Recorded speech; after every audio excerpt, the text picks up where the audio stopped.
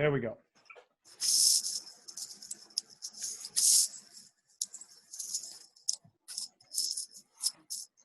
I'm trying to put you guys in my, so I can see you all while I have this on. All right, so let's go through the conclusions of what happened in module 1. So you guys who were not here, I can get you guys caught up on this. Basically, what we went, I'm going to read the bullet points. No matter what industry you're in, always make sure your project matches your passion and your values. Basically, that's what we talked about. If you don't know who you are, what you want to achieve, then how can you possibly lead people towards that goal? So that is, to me, the most paramount thing to do when you want to lead somebody is knowing exactly what you want to do, who you are, and how you're going to lead. Know your core values and your mission statement, live it every day, and shape your project and team on the premises of those values. Those who belong will stay. Now, here's the thing. Those who belong will stay. That was a big part of module 1 too, is we don't have to cater to absolutely everybody, okay? There are people that are just not gonna belong. People are gonna belong, and that's okay. It's okay that something is not for everybody, okay? Don't try to cater to everybody, because then what you're gonna do is you're gonna lose the essence of what you're doing, and you're never gonna have like a personality for the project that you're in, right? A personality for your state. Then public perception of your team will most always match your team's perception of you. That basically means however you treat your team, that's what the team is going to project outside. So make sure that what they project outside is really what you want it to be. And that's going to depend on how you interact with them. Be a servant leader. You're here to provide guidance and support, but you serve your team, not the other way around. What does that mean? That means don't use positional authority.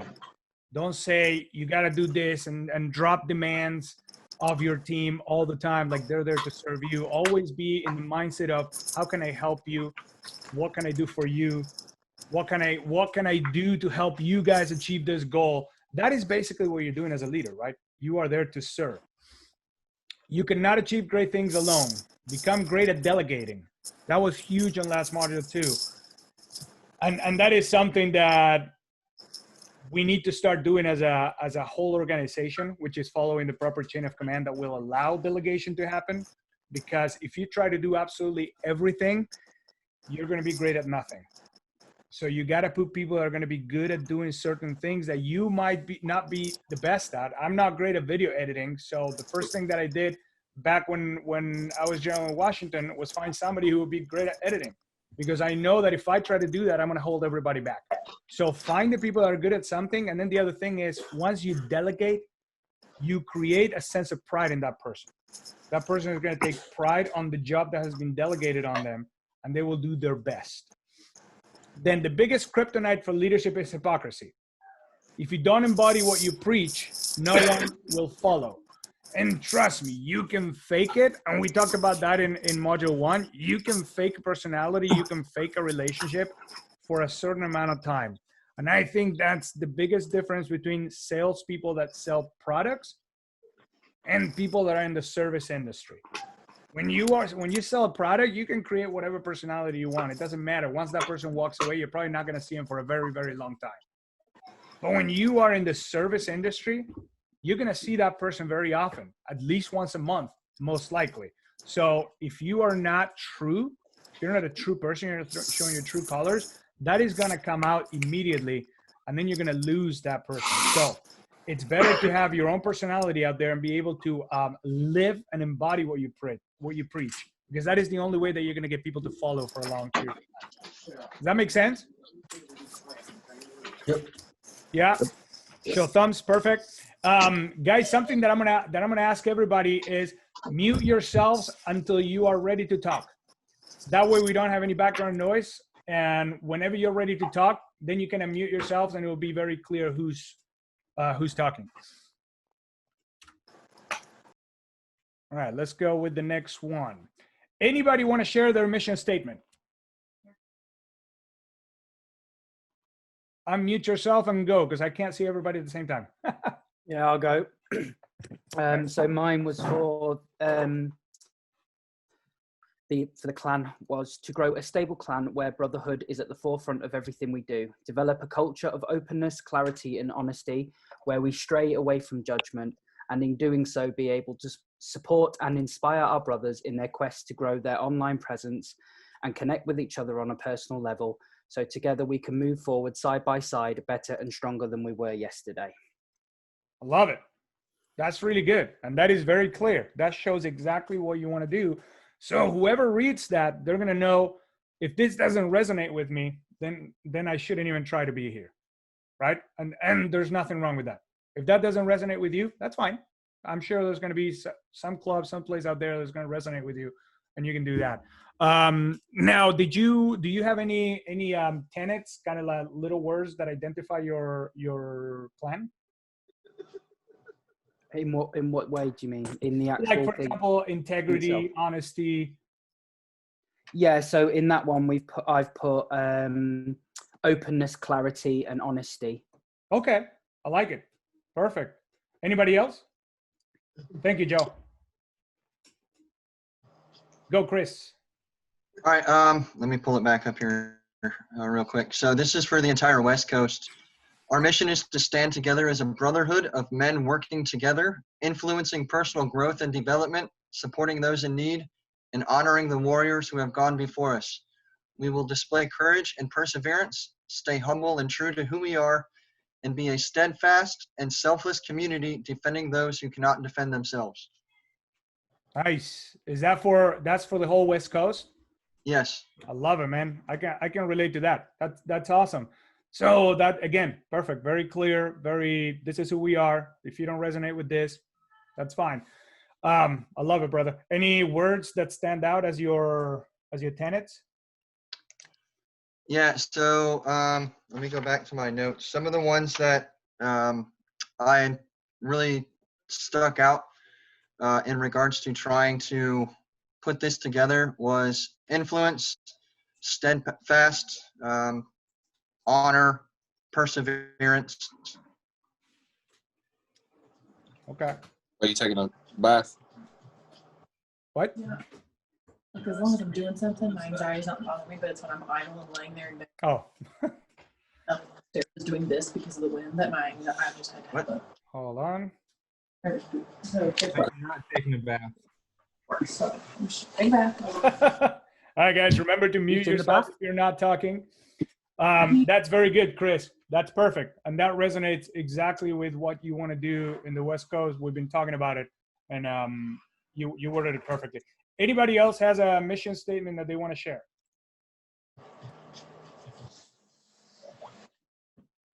I'm looking. Nobody. Perfect. All right. So if at any point you guys want to share those mission statements, please feel free to do it on Slack or anywhere that we're all in, because I think getting these mission statements will help us shape who we are as a whole. And DC can correct me here if I'm wrong, but we need to get an identity as an organization, because that is what's going to help us be able to have like-minded people approach us and be able to have less trouble. Like what happened at the beginning. At the beginning, we had a lot of people that did not know what this was about, so there was a lot of clashing. So now as leaders, it is our job to make sure that the identity of this organization is as clear as possible so that we can attract like-minded people and we can create the synergy that will help us explode this project, right? Now, moving on. Today we're going to talk about clear communication, and I'm gonna separate this into two things. Clear communication to me means two things. Number one, obviously, how you communicate with your team. That is paramount, because that is going to determine the tone of anything that happens within your clan, within your region, within your organization. And the second part is onboarding. How do you communicate with people for the first time? Meaning, in a regular company, in a regular job would be your new hire. How do you bring your new hire onto the team, and how do you make them feel? In this case is, how do we bring those new recruits? How do we treat those new recruits? How do we introduce ourselves? How do we introduce the whole team, the organization? And however we do that is going to determine the vision and that recruit is going to have of us. It's going to determine immediately whether that recruit thinks this is where I belong, or whether that recruit is going to be phasing out eventually. Okay. We all have probably about 50% of the people that belong to the Discord that are inactive, right? Now, the question becomes this: what happened from the moment that person decided to join to now for them to just not be active? There was something in there, because nobody added them without the permission, right? There was something in them that said, I want to try this out. But then at one point, interest kind of died down a little bit and something happened in between. So what we're going to go over right now is how can we avoid that by having a proper onboarding in which we're going to make everybody feel welcome, and they're either going to say, this is not for me, or they're going to be fully active. Does that make sense? Show thumbs. Boom. Excellent. All right. So what does clear communication mean to you guys?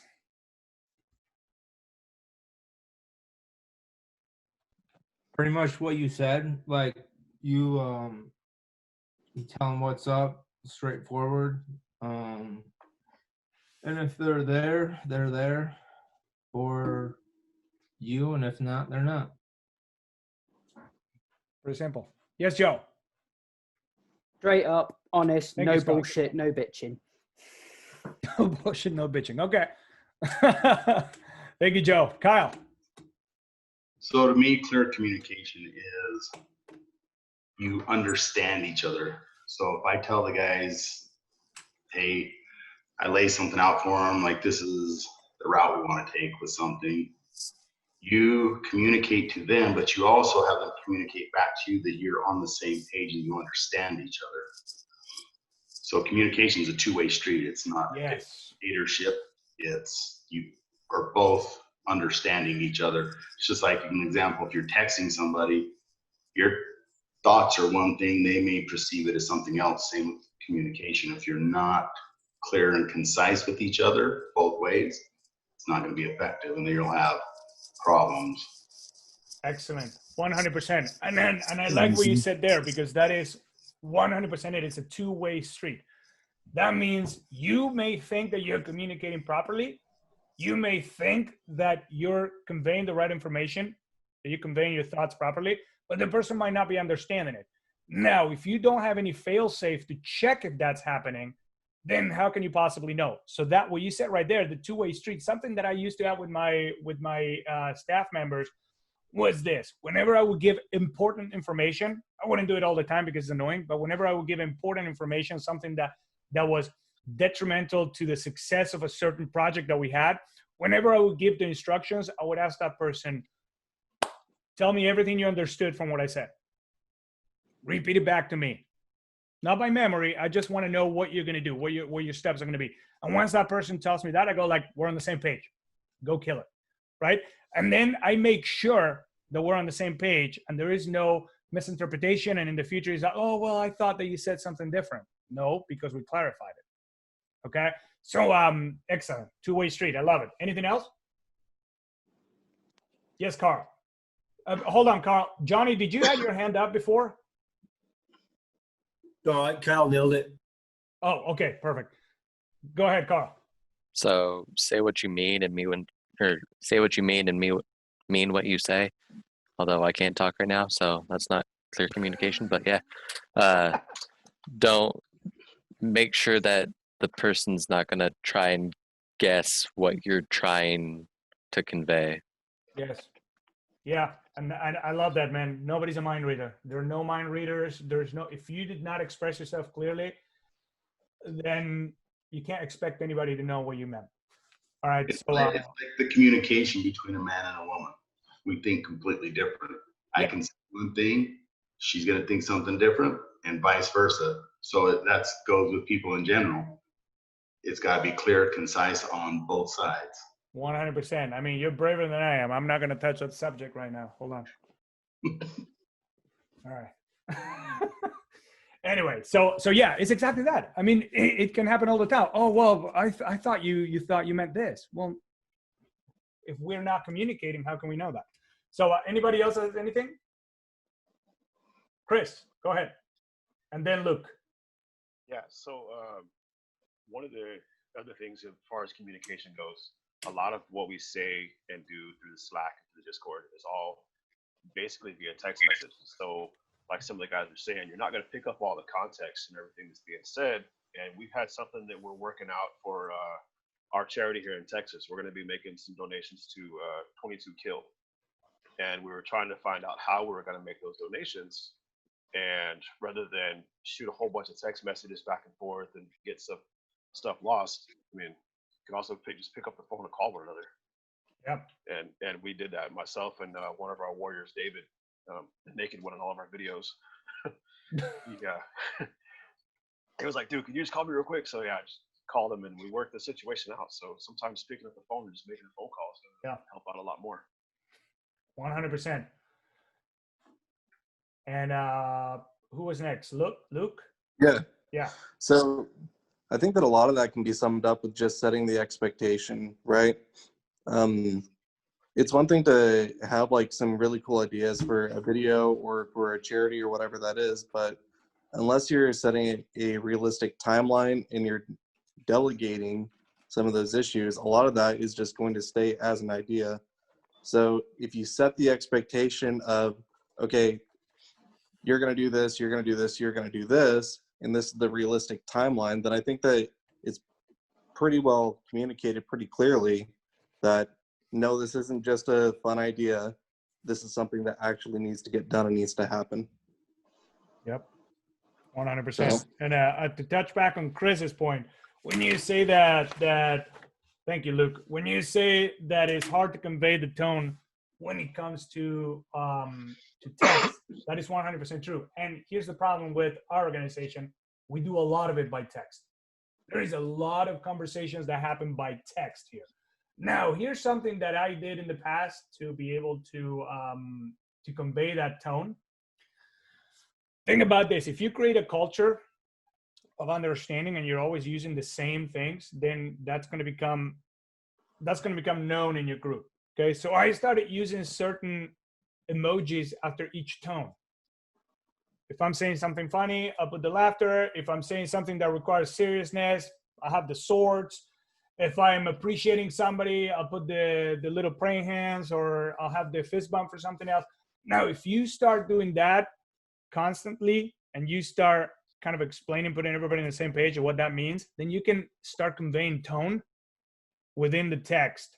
And a lot of times I found that with the new generations, that makes it a lot easier because they know how to do that. They're very savvy. Whenever my daughter wants to convey something on a text, she's very savvy using those little emojis to tell me exactly how she feels. And it's amazing because I can actually tell what she's thinking when she does that.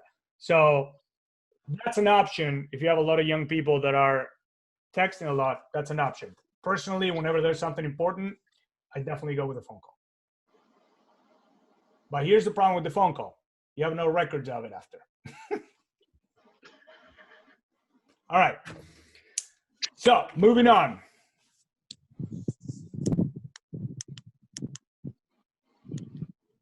We're going to have what is the importance of communication, and some of these stuff already touched on. As a leader, it would always be up to you to make sure everyone joining your team feels welcome and appreciated. That means it is not up to them to sweet talk you. You have to be the welcome committee to your team members, to anybody that comes in. Anybody that comes in as a recruit should definitely know who the general is, should have had a conversation with the general at one point or another. And honestly, it should be the first conversation, okay? Other than the person that recruited them, the general should be the first conversation that they have. And if at all possible by warlords, I know, Chris, you're doing this very well. Just show, and honestly, I'm not intending to say that Chris is the only one doing it. He's the only one that I have access to the chat to see it. I don't know if other warlords are doing that, but I know Chris is popping his head every week, a couple of days a week, pops his head in the Washington channel, asks how everybody's doing, kind of has a little conversation. So it helps keep his presence there. So I would highly recommend that everybody's doing that to create that sense of communication. Now, how you communicate with your people will determine how they communicate with the outside world. We said that before. If you are a person that treats your team in an authoritarian way, guess what? That's how they're going to behave with the outside. Okay, whatever tone you use with your people, that's what they're going to show to the outside. And then doesn't matter what your mission statement is, doesn't matter what you want to say your organization is, your team is going to speak for itself. Okay, it's going to show a different thing. And like we said, hypocrisy is the kryptonite of leadership. Now, if you fail to communicate properly, you lose control of the relationship. Now, this is a little bit of what we were talking about when it comes to the tone, right? The moment you fail to communicate properly, you fail to understand that your tone might be the problem, you fail to understand that you're not communicating something properly, then that relationship will escape you simply because communication will start happening without you. All right. And once that starts happening, then you have no way of knowing, you have no way of gauging the temperature of your team.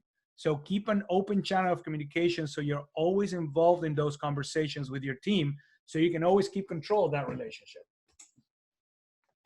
Another thing, you need to capitalize on initial enthusiasm. Initial enthusiasm in every aspect of becoming part of a team is important. For example, when you're a new hire, take yourself back to the time that you started a new job. How excited were you to be there? How excited were you on your first day? Right?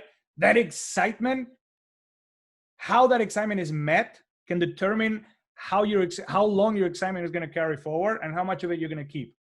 Now, if you come super excited about starting something and suddenly you get shut down on day one, your excitement will probably die down pretty quick. All right. So what I want to tell you here is everybody, when they come into the clans, they're excited. They want to be involved. Now, if we get to capitalize on that right away, then we're going to get to keep that excitement. And that new excitement is always going to energize everybody that was there before. So every time we have new recruits coming into the clans, that is 100% an opportunity to energize the entire clan. By welcoming that person as hard as possible, we're going to energize everybody else as well. Now that comes to how you onboard and train your staff will 100% determine how they perform or if they even stay.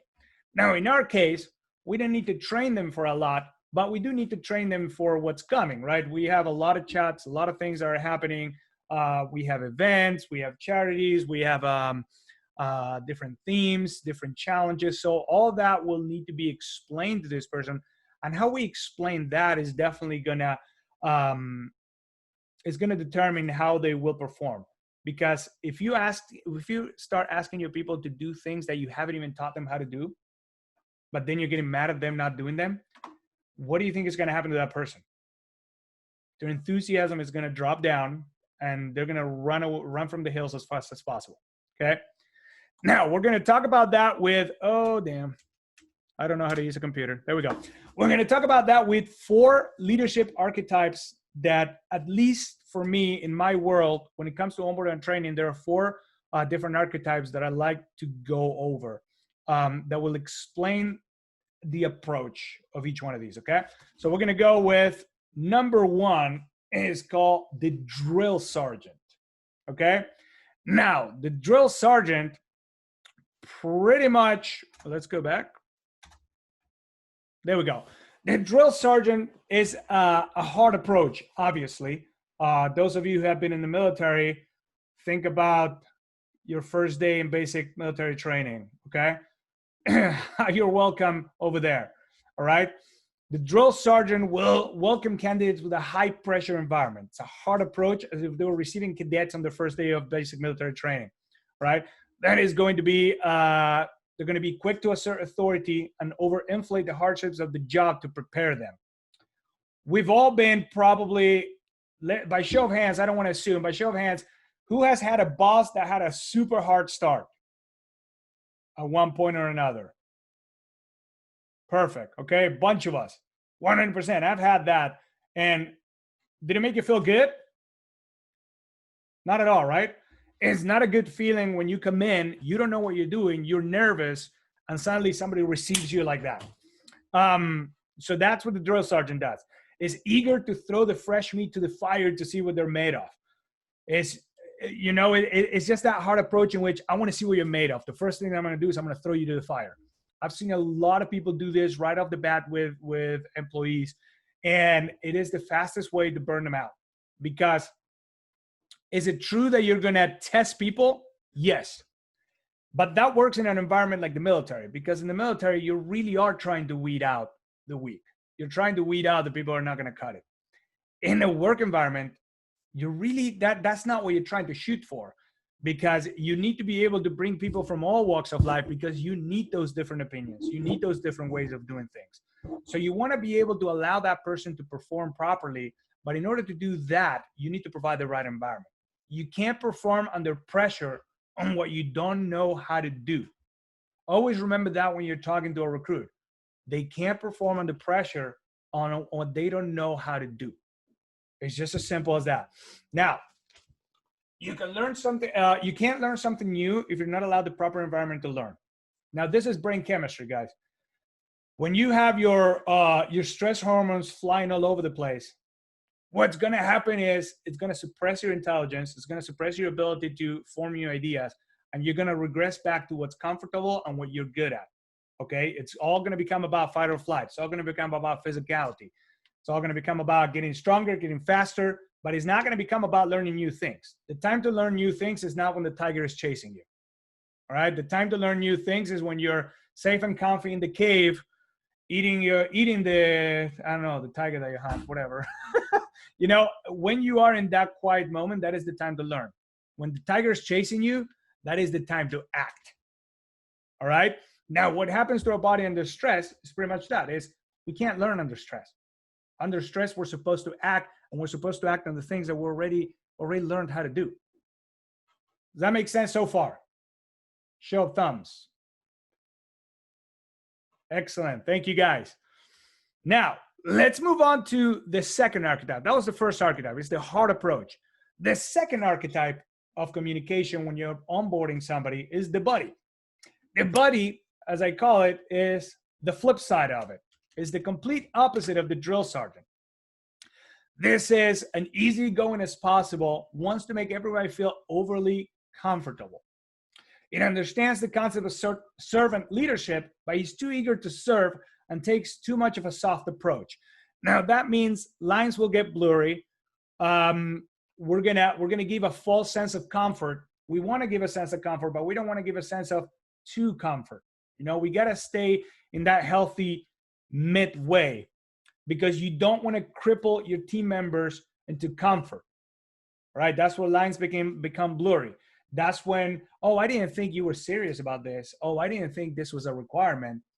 Right? When you can't make your expectations clear because you made the person too comfortable. All right?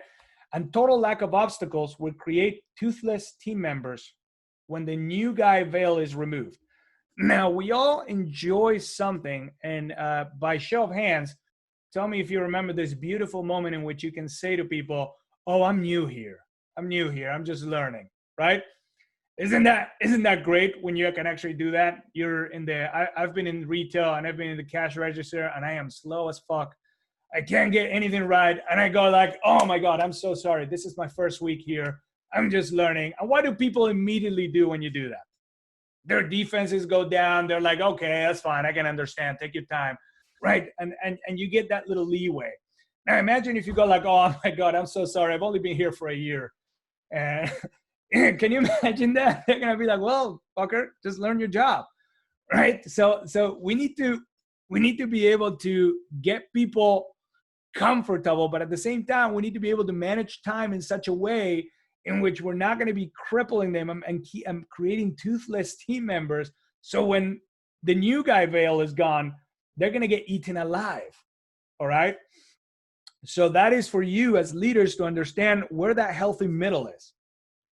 Now, the buddy, he's polite, as he should be. Everybody should be polite. There's one thing as a leader that you can never do. And I've been very guilty of this. So I'm going to be the first one to raise my hand. And I want you guys to raise your hands in full honesty if this has been you, that you have lost your manners with a bad team member at one point. Yeah, let's be honest. Absolutely. And I've done it too. And that is a cardinal sin. That is something that you cannot do as a leader. You can never lose your manners, because what did I say? However you treat your team, that's what they're going to show the outside world. So if you lose your manners with your team, you can guarantee that your team is going to lose their manners with whoever's outside of the team. Okay. Now, if we go into a raid and we start cussing and being rude and making the company look bad, what do you think your clan members are going to do if they see their general, their warlord doing that? It's open season, right? If he's doing it, it must be allowed. So that is our responsibility. We need to set the tone. That is exactly what that is. You're setting the tone. Now, the buddy, he takes it to an extreme. And he doesn't allow people to realize what they're not good at. Now, here's the thing. When you're overly polite, you want to make everybody feel so good that you are afraid of telling people that they suck at something. And the truth is, there is nothing healthier than having somebody tell you that you suck at something. Because that means that, it doesn't mean that you're never going to be good at it. It just means that you understand that you're not good at it now, so it's time to take action. There is one thing that happened to me once. I was doing a staff meeting, and one of the sentences that I put was, if you're not good at, everybody's a salesperson. That was my thing. Everybody's a salesperson. In here, everybody needs to learn sales. That was what I said to my team. So if you're not good at it, ask for help, because we'll prepare you for it. And somebody told me, you can't say that. I can't say what? You can't say that somebody's not good at something. It'll make them feel bad. The truth is, at that point, I couldn't do anything but laugh, because that is something that really happens. A lot of people get offended when you tell them that they're not good at something. It's because they haven't had enough people telling them that in their life. So don't be afraid of telling somebody, be polite about it. Hey, I've noticed that you're not great at this. I want to help you. Or, hey, is there anything that you might need help? No judgment whatsoever. Anything that you're not feeling comfortable with that I might be able to help you. And then go for that. Not knowing is the first step to learning something. Questions so far about these two very opposite sides? Unmute yourselves if you have a question, guys. Excellent. So we're going to move on then to the next, what I like to call the clone maker. And you guys are going to know one of these because you probably had it at one point or another. If you had more than one job, you probably had one of these guys. These guys are the guys that got promoted because they were superstars. They were the best salesman. They were the best customer service rep. They were the best at whatever the hell it is that they did. So they got promoted out of being the best. Now, what happens when you're the best at something? Your assumption is, hey, I should make everybody be just like me, right? And then we'll be a massively producing team. The truth is that doesn't always work. It doesn't always work because if everybody's like you, then you're missing out on new ideas. If you don't have any new ideas, at one point, you're going to be stuck in that little box, okay? The clone maker is the control enthusiast at its best, because I don't want to say control freak. Is a person that needs to have 100% control of everything, and everything needs to be done exactly his way. There is no room for input, and he is very set in his ways. Okay, who has worked for somebody like this before? Raise your hand. A bunch of you. Super annoying, right? And the truth is, I've been like that. I've done that before in several projects. And honestly, I let go of this about 2 years ago. Not even 2 years ago. It's when I realized that this was not good for my team. Because here's the thing. When you're hiring somebody or when you're recruiting somebody, you're not recruiting the worst. You're not recruiting people that are not capable. You're recruiting the best, the most capable, the brightest. That's who you want working for you, right? So why would you hire the best candidate to then tell them, hey, everything that you are, everything that makes you special, everything that made you stand out, just suppress all that, and I want you to act just like me. Now you're missing out on an amazing personality that could greatly enrich your clan, your organization, whatever it is that you're doing, right? So if everyone is trained to act and react the same way, there is no learning of new ways to do things. Creativity is suppressed. Now, here's the thing. Do you as leaders believe that you have the skill set to manage any personality out there and any problem out there? If somebody thinks that they are, please raise your hands. I will put both my hands down here. I don't want to raise it by mistake. because I am so far from being able to do that. That is ridiculous how much I need a team. I hate working alone, and I'm going to be honest with you. I think some of you probably know this already. I hate working alone. I hate leading a project alone. And the reason why is because I get stuck in my own little bubble. And if all I have is my drum circle singing songs of how great I am all the time, you know what's going to happen? I'm going to start believing that. And I'm going to start thinking that my ideas are so great that they couldn't possibly be wrong. And the moment that happens, we're doomed. Because the moment that happens, you're done taking input. You're done taking new ideas. And what's going to happen after that? You're going to stop growing. It's just as simple as that. Without new ideas, there's no growth. So be careful when you drink from that, Chris. There's too much power in that cup right now. Jesus. All right. So always make sure you're not suppressing anybody's creativity so you can handle more personalities. You need more people. You need new ideas and people who question the current processes to be able to discover new ways of improving. This is another thing.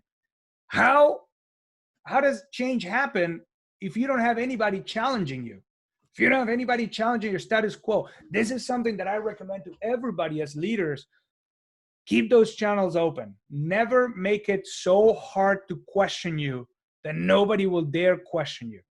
That is a huge part of communication, is what Kyle was saying. It's a two-way street. If it's so hard for anybody to question me, how many new ideas do you think I'm going to get? How many challenges to my processes do you think I'm going to get? Are my processes perfect? Not at all. So I need those ideas to come. I need somebody to tell me, hey, I don't think this is right. And your reaction there should be like, awesome. Why not? Well, I don't know. I just don't like it. Okay, then, fuck off. But if somebody comes and tells you, oh, because I think it would be great to do it this and this way, analyze it. Okay, let me see. Fuck, you're right. And if you're right, you're right. Include that. That is what makes that two-way. That is what will enrich you and will allow you to lead better. It's the only way to improve. Then again, not everyone is the same. So the same approach will not work on everybody. That is another thing to keep in mind when you're leading, to avoid falling to the clone maker. Is if you communicate with everybody in the same way, you're at least going to be hitting and missing 2/3 of the people that you have around you. Right? Because we're all different. So your job as a leader is to adapt to that. Questions so far about the clone maker? Unmute yourselves if you have a question.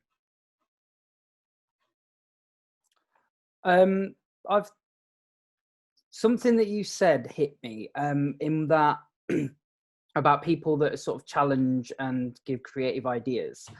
I find a lot in my clan that I'll put an idea out and then a lot of them just go, yeah, I love that idea, brilliant. How can you tell, or how do you get away from people saying, yeah, yours is a brilliant idea just because they want to kiss your ass, basically? You're basically asking, how do you discover who's a yes man in your organization? Yeah. All right, here's the simplest way to do that. Put forward an idea that is absolute shit. Put forward an idea that you know is ridiculous. You know it's silly. Don't be obvious, but you know it's a bad idea. Put it forward. See who will challenge you on that. I've done this just for the fuck of it because I wanted to know who of my managers were honest. I've put ideas that I thought were ridiculous, were bad ideas. I didn't make it obvious. I didn't say, hey, let's set the gym on fire. But I started putting ideas that were easily challenged. And I wanted to see who would have the balls to say, hey, boss man, I don't think this is good. I don't think we should do this. Once you have that person, that is who you want to keep close. Because that person is the one that is going to be challenging you throughout the process of anything that you do and is going to help you grow. Does that help answer that question? Yeah, that's perfect. Thanks, man. Cool. Any other questions, guys, before we go into my favorite archetype?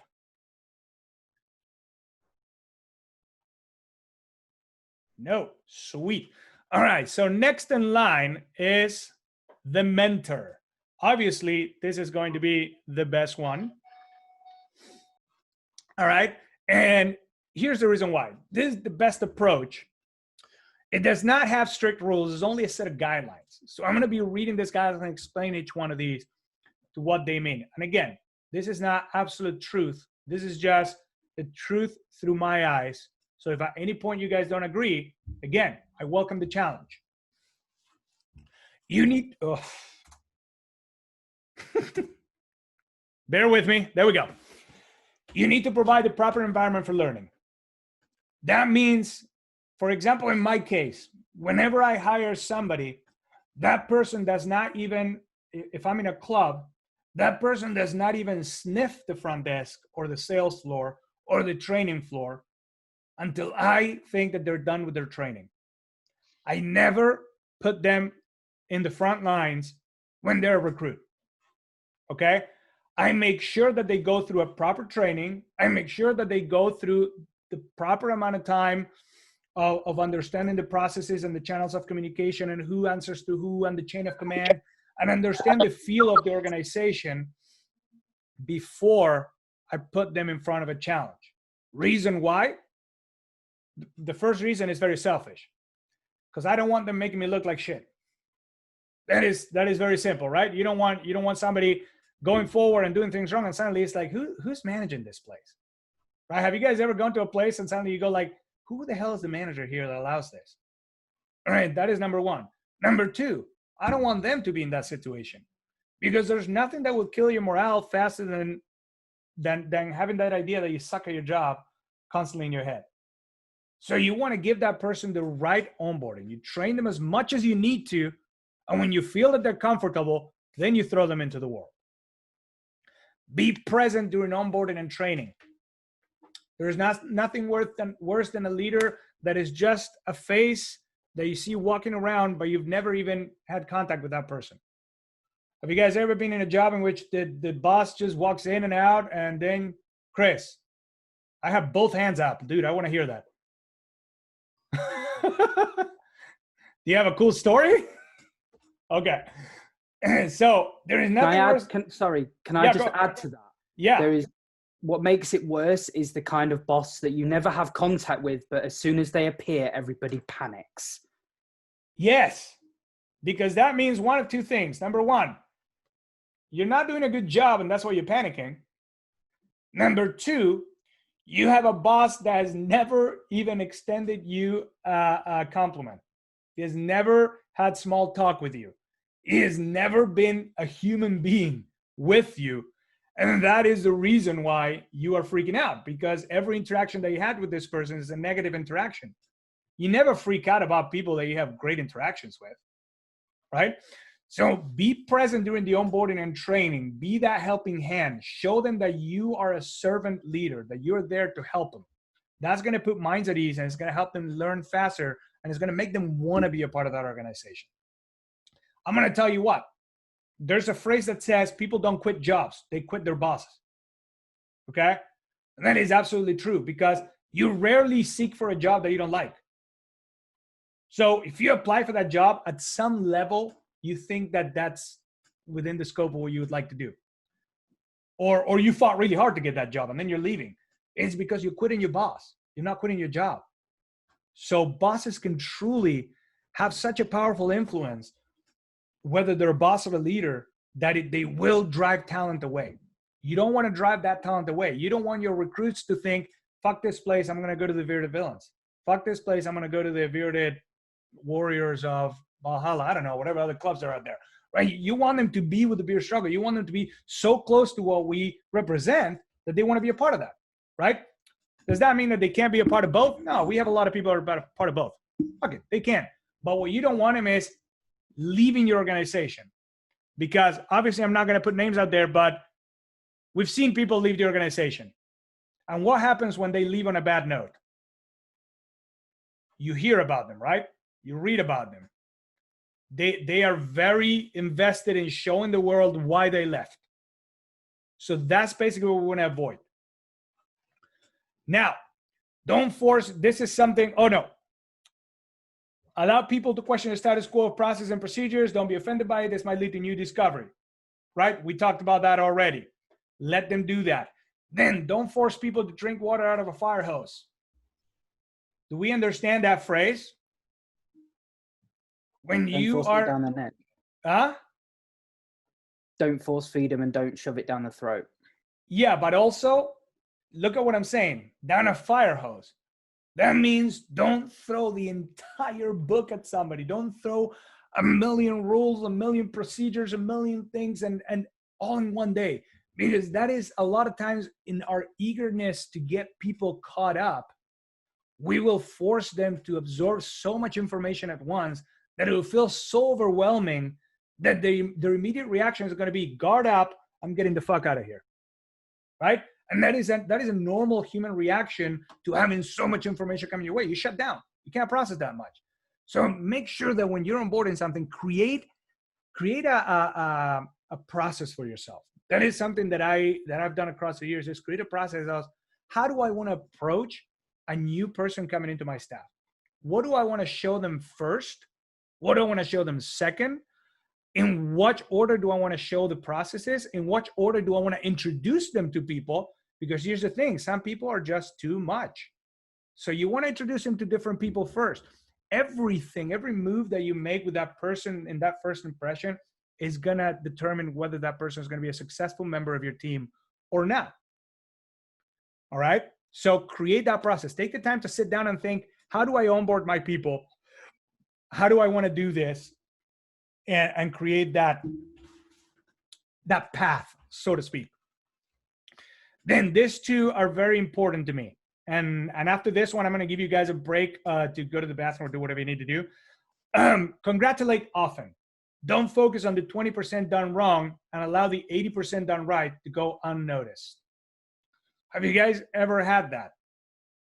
Had a person that every time you can get 5 sales, but they're going to ask you, what happened with that 6th one that you missed?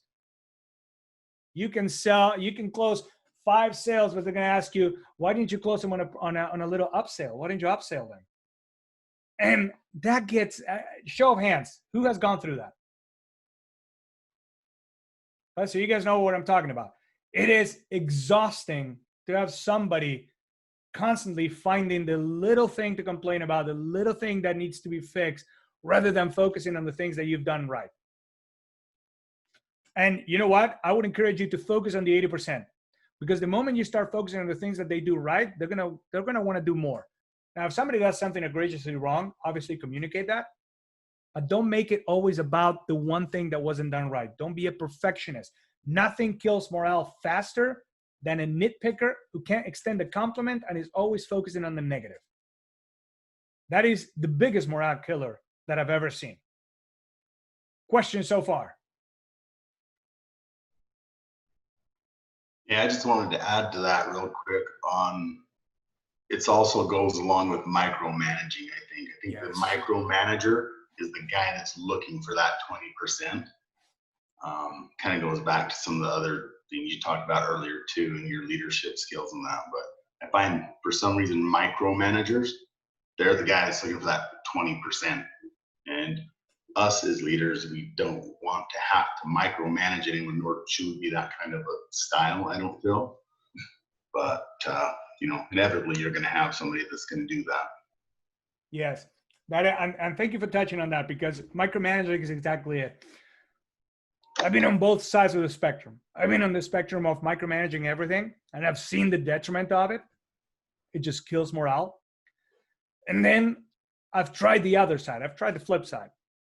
Empowering people. Here's the thing. If you did your training right, you did your onboarding right, you gave all the information you needed to give, the person knows that you are approachable and they can come to you with anything, and you offer your help often, you don't need to micromanage anything. If you know you have capable people with you, if you promoted the right warriors, there's no need for you to micromanage. If you have the right warlords, there's no need to micromanage. Just give the activity, let them follow through. What you care is about the results. Here's the thing that has happened in my teams. I don't care about how you do it. Whenever somebody comes with a problem into my office, I tell them, hey, what's your solution for it? Well, I think we should do this, this, and this. I love it. Go do it. I don't care how you do it. Just bring me this result. Oftentimes, I will, in my meetings, when I'm giving objectives, I won't even give a procedure. I'll say, this is what I want. Just let me know how you want to get to there. Let me know what steps you're going to take. And unless it's something egregiously wrong that I think could go very, very badly, I let them do whatever they think is right, because they're going to develop their ability to process those problems. They're going to develop their ability to create a plan. They're going to develop their ability to follow through. And if it's their plan, you don't have to bother yourself with getting them to buy into the plan. That is the beautiful thing about allowing somebody to elaborate their own plan of attack. The buy-in is already in there. They're already going to be fully responsible for it. The best thing that can happen to you is not being needed. I remember not being needed, and it was the most beautiful thing. I could go to the office and then leave a couple of hours after, and then come back and then leave a couple of hours after that. And my employees were like, "Oh, you're here?" And it was great, because that meant that they didn't need me. Questions so far, guys? No? Cool. I'm going to give you guys 5 minutes. First of all, do we need 5 minutes to go to the bathroom, do something? Because last time I went 2 hours nonstop and I didn't give a single break, and I feel like that's healthy. So are we okay taking 5 minutes? Thumbs up. I gotta change my shirt. You gotta change your shirt? Okay, go do that. All right, guys, so we'll be... For real, I gotta go. I'm sure if this is recorded, I'll catch the rest of it. Yeah. It will be recorded. It's being recorded, and it will be uploaded, guys, for you guys to be able to follow through. So we'll be back here at in 5 minutes, because I don't know what time it is where you are. So 5 minutes.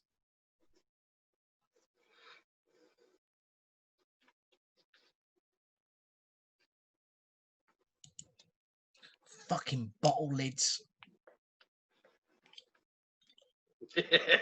That's awesome. That's recorded, by the way. I'm so sorry. You're unmuted. Please do that. Get it, buddy. Get it. Zeke, please take out the pause in that. So he goes, "I'll see you in 5 minutes." Fucking bottle lids. Straight away. Just edit that out. If you need me to edit, send it to me. I'll edit it for you, because I need that. I need that in my life. In all fairness, I thought I was muted still. Tit. I have a funny story about that. So when I was a social media marketing graphic designer, I had my headphones in and I was designing something, and like I think my computer crashed and I said balls deep, and I thought I said it quietly, but the sales lady that sat next to me tapped me on my shoulder, and I took my headphones off, and she's like, do you know what you just yelled?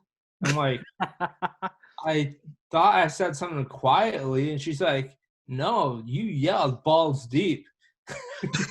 And so the HR lady was called because of me. So I mean, I didn't get fired or anything, but I just thought that was funny. It's that whole thing of when you've got your headphones on in public and you don't realize you're singing along to your own music. That's me every day at work. I unfortunately I can't listen to music at work because I have to be like constantly focusing on the kids. But one of the kids I work with plays his Xbox wearing headphones, and sometimes I think he can hear me. So I'll turn around and I'll go, "Hey dude, you've got to have your bath in 5 minutes," and they'll just go, "Fuck you, you twat." And I think he's talking to me. And I'm just like, not necessary. And he's like, "I wasn't talking to you." But he doesn't realize that he's screamed this at full volume in my face because he thinks he's being quiet. All right, guys, you have a good one. I will see y'all later. See you, man.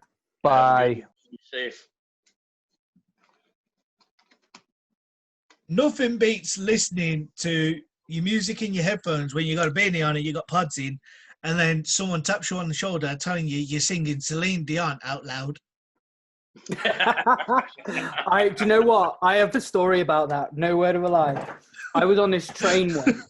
And this guy, that the only thing that I can describe him was a wannabe gangster, but like, you know how gangsters want to be all this and that now in London and stuff. Anyway, he got on the train. Totally. Yeah, like, what's up, fam?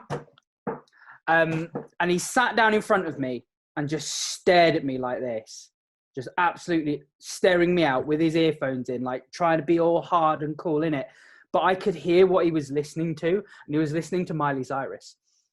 That's awesome. It's like, Hey, yeah, nah. so I got a question for you guys that are in England. Since Go for it. since The- since guns are completely freaking illegal, can you like stab sideways? Like gangsters here, they shoot like this. They like throw the bullets. Can you stab sideways? Some of us, yes. Some of us, yes. Some of Well- us actually have a gun license from the police. Yeah. But working with kids that want to be gangster, it's great because they'll come at me like this with something sharp. I'm going to stab you. I'm like, you're not going to stab me from there. Where's my Like, grenade? they will literally come at me like this. And their arm won't do this. They'll just do this. I'm going to stab you. What? You're just going to make little holes in me like this, are you? This is gangster now. You can't come more than 3 inches away from your body. So what they're Hey, just what trying to are keep you. what are drive-bys like over there? Do you guys have slingshots, or how's that work? We're still in the space. We call it happy slapping. Fucking bows and arrows. Yes. It's called Paintballing, happy usually. So what Robin Hood's happens a thing, is right? they'll drive by and someone will lean out the window and just slap somebody at the back of the head. Yeah, they cuss at each other. Literally. Bloody Wonka. You wanker. You bloody Oh, wanker. if you're getting happy slaps, you're fucking lucky, mate. You're getting happy slaps, you're lucky. Yeah, but Around you my live in- area, for some reason, I live in Birmingham. I live in the worst part of Birmingham, and they will literally throw a dead cat at you through the window. See, in Sheffield, it's dead pigeons. We throw dead pigeons at each other. Dead cat. They don't do that. Yeah. They don't do that in my country, bro. That's food. That's the most metal dodgeball I've ever heard of. All right, guys. Let's get back. I'll make sure I mute my mic this time. Let me see everybody Same. back. Yeah, just mute yourselves again, guys. Excellent. All right. So let's resume. We don't have a lot left, but this time I left most of the questions for the end. Taking all the feedback that you guys gave me in the previous one. So be honest when I ask for feedback. All right. So nobody wants a boss. All right. That is a complicated statement for an employee, and that is a hard pill to swallow for an employer. Right? Nobody wants a boss. That is 100% true. You don't care about a boss, and you'll hear it all the time. Fuck my boss. Fuck this. Fuck that. Right? But then again, when you're a leader, you have people being invested in your success because they want to care about you. The new generation cares little about the success of a company. They care about the success of the people they respect. All right? So it doesn't matter how good of a company you're working for or how good of a company you're representing, how good the clans are, how good the region is, how good the beer struggle is. If you are an asshole, nobody will want to follow your clan. Nobody will want to join your clan. Nobody will want to be there. Simply because how good the company is not good enough to offset whether you have a good leader or not. Think about the statement that we talked about before. People quit their bosses, not their jobs. So it's the same thing here. You got to build the respect of your team. You got to earn that right to lead for them to be invested in your success. Not exactly the success of the clan or the company or whatever. It's just your success, and that's what you represent. Now, building rapport and building relationships. This is what people crave nowadays, especially at work. A sense of purpose is paramount. So basically, if you're not building a sense of purpose within your ranks, if you're not building a sense of purpose that will resonate with everyone within your ranks, you will become just another job. You will become just another mandatory task that people need to do, and eventually people get bored of that and they'll walk away from it especially if it's not yielding them any benefits, right? So you got to make this something that people will look forward to. There has to be a purpose behind it for them to be invested in it. There has to be a relationship with you for them to be invested in. There has to be a relationship with each other for them to be invested in being a part of it, okay? A boss becomes a leader when they can make sense of loyalty through true interest in his team members. Success is shared. So basically, you are a boss when you're asking for results and you don't care about your people. You are a leader when you care about your people and you help them achieve those results. A lot of times it has happened to me that I noticed that one of my top producers were not producing as they usually would. So my first thing was not going, a boss would go and say, hey, you're not producing. You dip down here and I need you to be here. Go get it done. Morale killer, because that's a human being and there's something behind their low productivity. You don't know what's going on with that person as to why suddenly they became that. So I always make it a point to do this. If I see a person that suddenly is low producing or is not acting the way they're supposed to, my first assumption is going to be, okay, let's figure out why. I'll sit down with that person and I'll ask why. Why do I do that? Because I want to have a relationship with them. That doesn't mean that I want to have a buddy-buddy relationship that I go out with them every day. I usually keep those lines very clear. But I want to have a relationship to the point that they can come and tell me, hey, I am depressed. This is going on in my life. Hey, I am sad. Somebody in my family died. This happened. I don't know, whatever the case may be as to why, or I simply haven't been sleeping well. You don't know. I had one of my team members. I noticed that she was having a very, very off day. And I sat with her and I asked her, what's going on with you? And then she ended up confessing that she suffers from anxiety. She has anxiety attacks. They usually don't happen at work, but she was having an anxiety attack. So I'm like, okay, what do you do when you have one of those? Well, I need to calm myself down, sit down for a little bit, and then it'll just pass. I'm like, okay, how long have you been having this anxiety attack? Since she came in. So she was hours trying to move past that anxiety attack. So I told her, you know what? Stay in my office, go through your thing. I'll be out there. Whenever you're ready, come out and get back to it. 15 minutes later, she was back to it. So the thing is, sometimes it just takes a little recognition of recognizing that the other person is a human being, that who's in front of you is a human being. It's not a producing machine. It's not your recruit. It's not your warrior. It's a human being that has emotions, that something's happening to that person. So the moment you acknowledge that and you start catering to that, your relationship is going to be different. When you feel like something is off, something is probably off, and you should find out why. Your reaction should always be finding out why this is off instead of reacting to what is off. Does that make sense? Show me thumbs if that made sense to you. Okay, because English second language, sometimes I get tangled in my own words.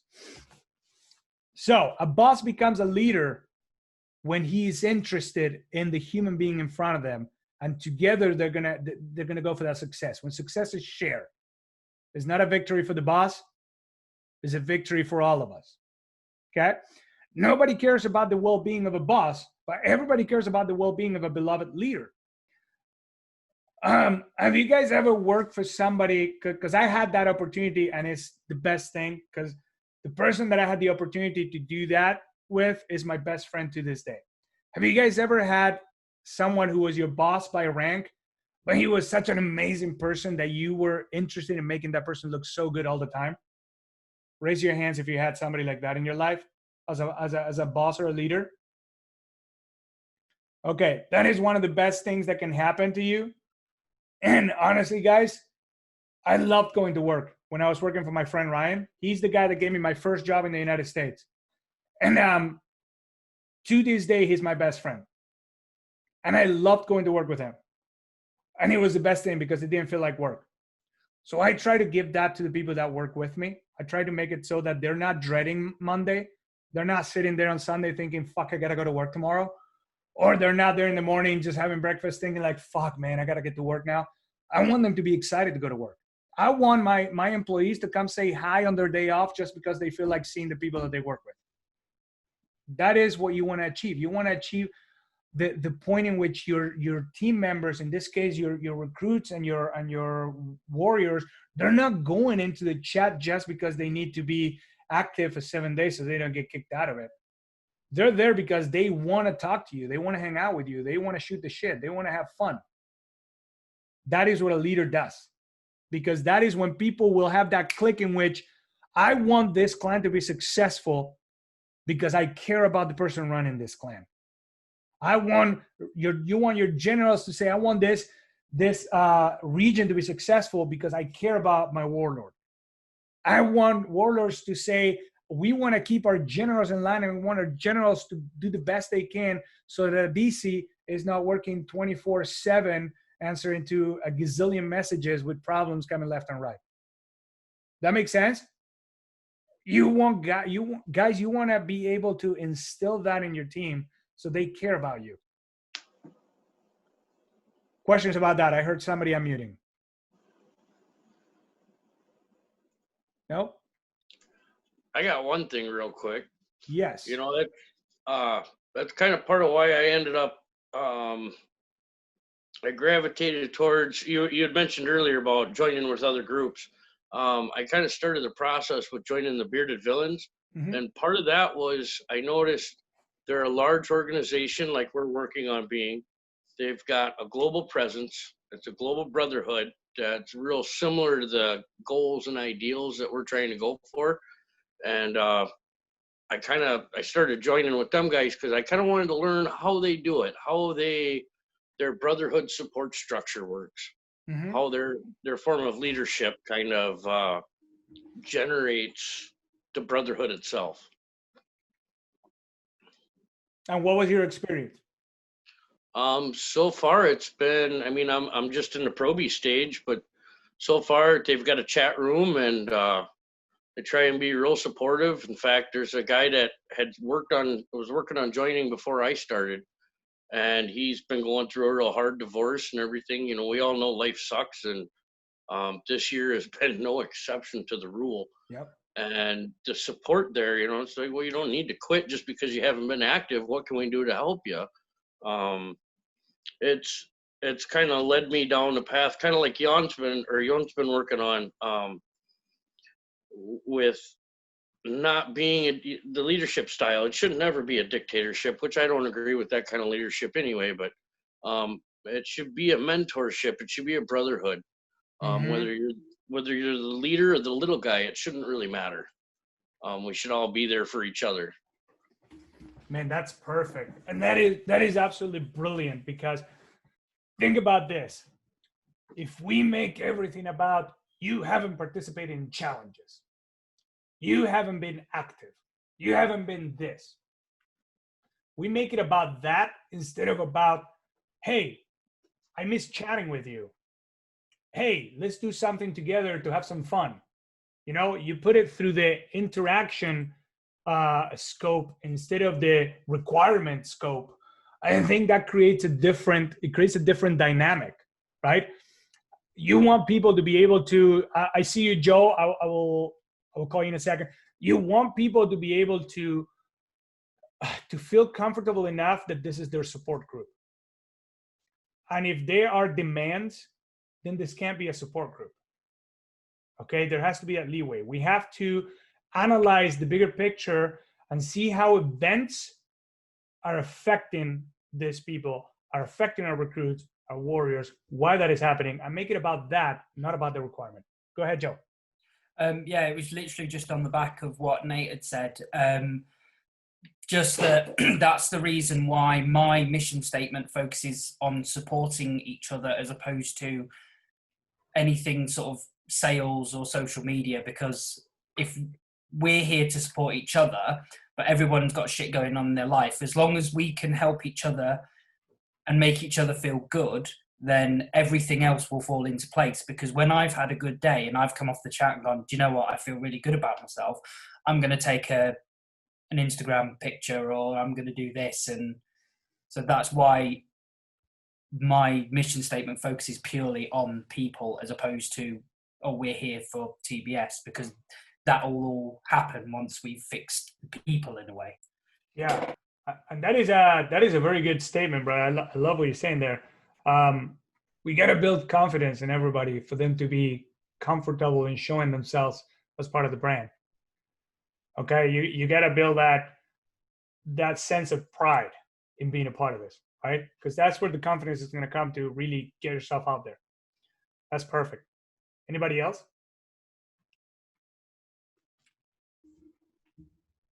Cool. So let's move on to a little conclusion of what we saw on this module 2. First of all, you need leaders at every level of an organization creating true and meaningful relationships. So first things first, without relationships, you can't lead. Without relationships, this is just, I'm sorry guys, but this is, and I'm going to say this, DC is probably going to kick my ass for it. But without relationships, this is just an unpaid job. Okay? Which is what we don't want. We don't want this to be an unpaid job. So, how do you achieve that? You create true relationships and true interest in everybody. You support each other. You follow what Joe is saying. You follow the mission statement that Chris read. You make it about that. So you got to know who you are so that you can create that identity and everybody can revolve around that and they feel supported by this team. In order to increase communication and compliance, you need to be more than the person in charge. You need to be the person who cares. That's how you're going to achieve that two-way communication that Kyle was talking about, is by showing that you care. Because if you don't care, then why would I give you my opinion? Why would I waste my breath telling you what I think is wrong, what things should be different, what I believe in, if you're not going to listen? Right? I personally don't like my time wasted. So if you don't care, then I'm not going to say anything. Right? So make sure that you create an environment in which that back and forth can happen because you care. A leader will keep open channels of communication. How open those channels of communication are will trickle down to the rest of your organization. Basically from the top up. Starts with a DC. How open is a DC to communication will determine how open the warlords are going to be to communication. How open the warlords are going to be is how open the generals are going to be. Same with the warriors, same with the recruits. Now here's my question. How open and how amazing does a DC have to be in communication, caring, leading, for his leadership to not wash down by the time he gets the recruits? You see what I'm saying? The responsibility that you have as a leader, the higher you go, the higher the responsibility is for you to be amazing at creating those relationships. Because you're not only leading your warlord, or in the case of a DC, he's not just leading his warlords, he's leading the recruits through the warlords, through the generals, through the warriors. So his leadership has to penetrate 4 layers of organization to get to the front line, in the same way that the warlords have to penetrate 3 levels of organization, and so on and so forth. So you see the importance of you knowing exactly how you want to lead. You having exactly the right attitude. The responsibility is huge because your leadership needs to penetrate every layer between you and the front lines. Did I say the word penetrate too much, Carl? Because I saw you.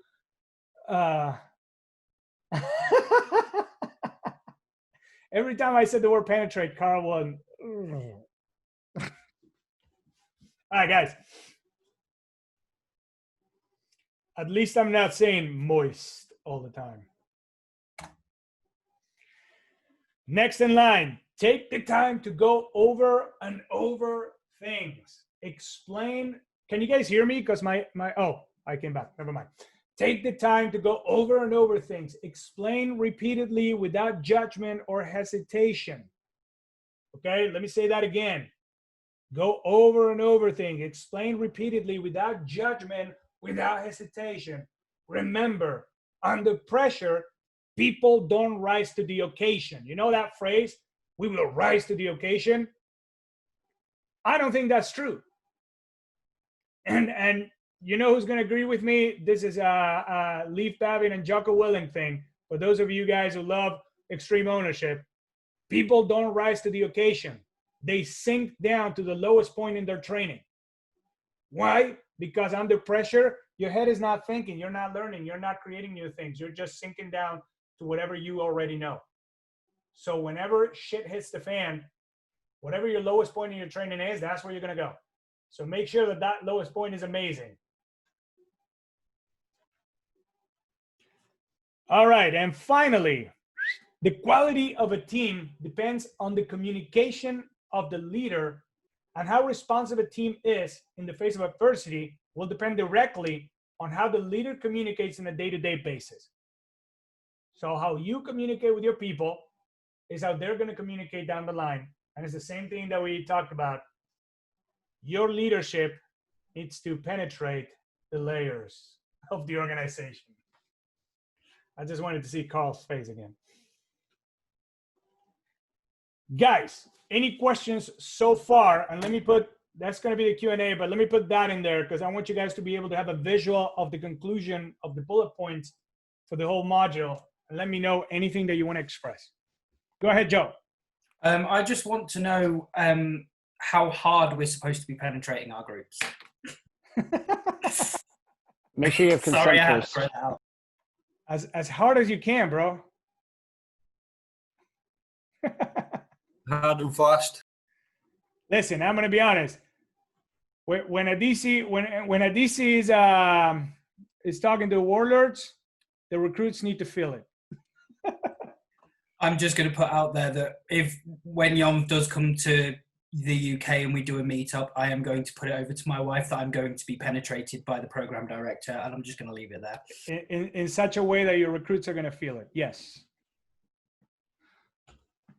Any other questions, guys? Just out of curiosity, do we have like an HR department, or do we need to get an HR department, or Jan's over here penetrating everybody apparently? Yeah, we. Who's arguing? Yeah. Why is that a problem? I'm also the HR department, and I'll penetrate you there too. Yeah. So Yon is the HR department. He's already planning on the cuddle castle. That is the hard part. Oh shit. So the HR department is Jan. Oh, he'll get there. He's within an hour or so of me, so. Guys, I don't know if I want everyone telling everyone I'm penetrating people. This is on record now, bro. Are you single, Jan? Is this a problem? I'm about the most single it can get, but I feel like I'm gonna start ruining marriages soon. I think Jan should feel lucky to catch a predator's not on anymore. I think it is. All right, you guys. Here's something that I want to ask you to do. If you haven't done your mission statement and your tenets, which basically is the words that describe, for example, let's go. I did Taekwondo for many, many years. There's 5 tenets in Taekwondo. Does anybody on Taekwondo here know them? Don't remember. Because I want to see if I remember them. It's first one starts with a C. Fuck, I can't remember right now. I'm on the spot. But anyway, it's 5 words like honor, integrity, anything that you have. I know integrity is one of them.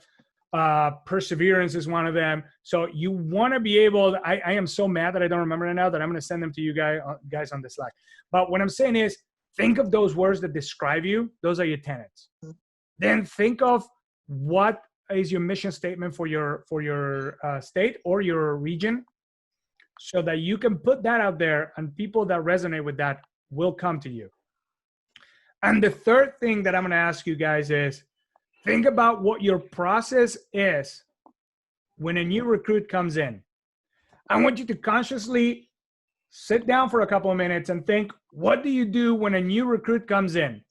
Be honest with yourself. What have you done in the past? And then analyze that path and think, would I be happy with that? If yes, good for you. If not, then I want you to think, what can you do to make it different?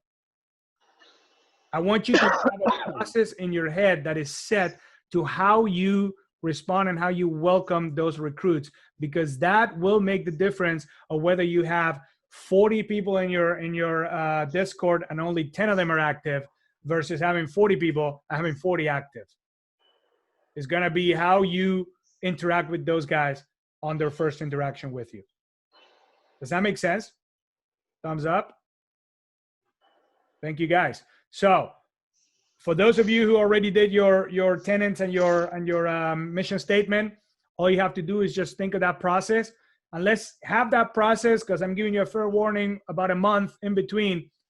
Bring that process to the next one so we can all share it and enrich everybody's process and make it like kind of clear across state lines and across country lines for whenever a recruit comes into the organization. Does that sound fair, Jan? Thank you, sir. Okay. So guys, as always, I welcome feedback and I want to know what you guys thought of this module. I want to know what your ideas are to make it better. So what you're seeing on screen right now, it's a QR code. If you point your camera at that and click the link, it's going to take you to a questionnaire. And that questionnaire is asking you for honest feedback. I'm not going to get butthurt. I'm not going to get teary-eyed. I just want your honest opinion so I can improve Module 3 and make it more to your liking. Questions? Like the last module, can we get a link to that since I'm on my phone using this? Yes, I will send that link on Slack, and so you guys can click on that. And does anybody want the slides? Because I didn't send the previous slides. I don't know if anybody wants that. Okay, if anybody would like the slides. Yeah, I'd like that. Okay. Yes, please, if you could. Yes, That'd be please. awesome. Yeah, if you could send them to me, that'd be good. Do me a favor, guys. Please. Everybody write down Coach Zeke at thebeerstruggle.com. I want you to ask me for whatever you need on that email so I can remember, keep track of it, and send it to you. Okay? Coach Zeke at thebeerstruggle.com. And I can send you the PPT for both modules. And since we're at it, well, no, I'll put the link on Slack. That's fine.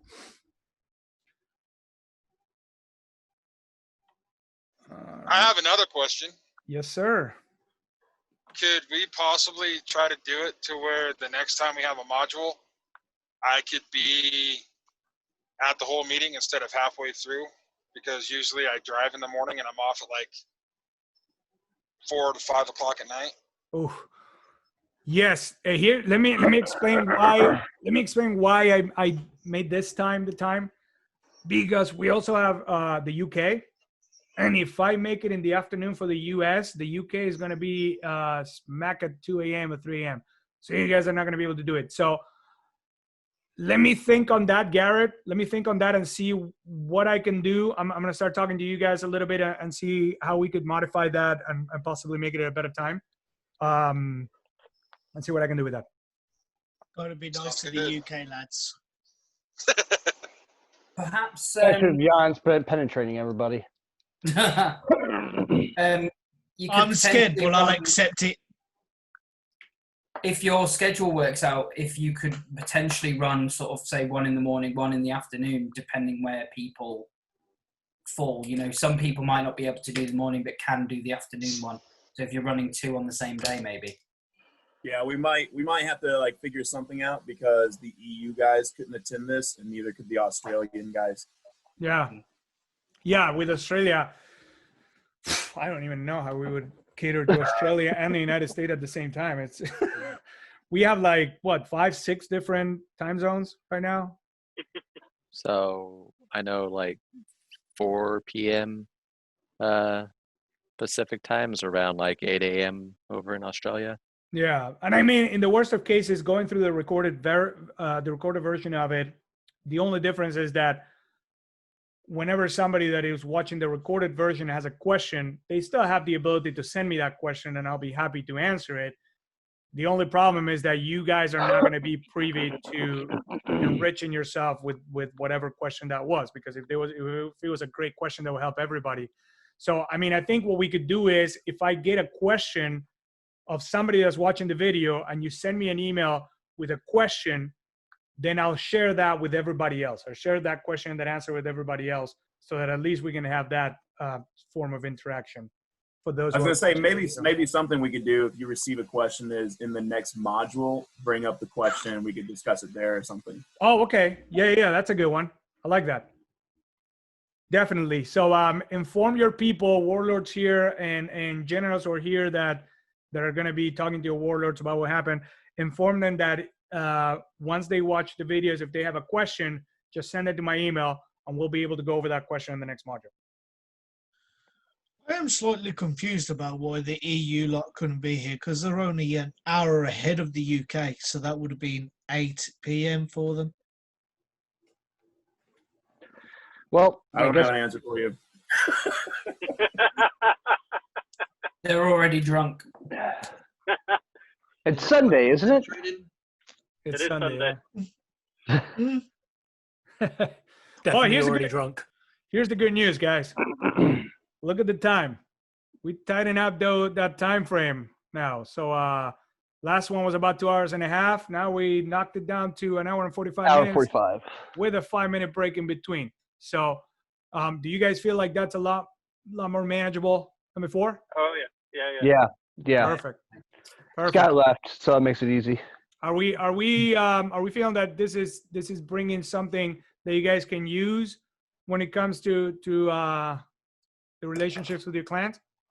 Most definitely. Yeah, definitely. Excellent. I'll be seeing you guys on the next one, which let me tell you right now, when is that set up so you guys can know already. Talking about December. Sunday before Christmas.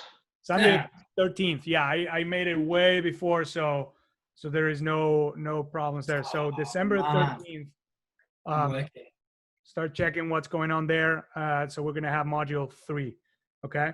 So Gotcha. thank you guys for being here, and I'll be talking to you guys in a minute on Slack anyway. So bye. Hey, hold on.